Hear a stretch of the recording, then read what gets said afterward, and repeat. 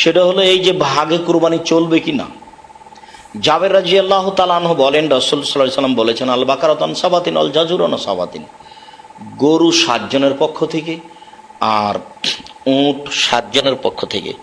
অত্র হাদিসে বোঝা যায় যে একটি গরু 7 জনের পক্ষ থেকে কুরবানি করা যায়, একটি উট 7 জনের পক্ষ থেকে কুরবানি করা যায়। ইবনে আব্বাস রাদিয়াল্লাহু তাআলা আনহু বলেন, কুন্না মা'আন নবী সাল্লাল্লাহু আলাইহি সাল্লাম ফি সাফারিন, আমরা একদা আল্লাহর নবীর সাথে এক সফরে ছিলাম। ফা হাজার আল আজহা, কুরবানির সময় চলে আসলো।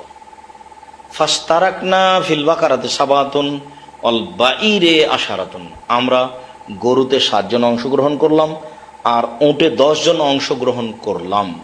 সম্মানিত দিনী ভাই বোন, অত্র হাদিসগুলি আবার এভাবে এসেছে, রাসূল সাল্লাল্লাহু আলাইহি সাল্লাম বললেন, তোমরা একটি গরুতে 7 জন শরিক হও, একটি গরু একটি উটে 10 জন শরিক হও, এ কথা বললেন।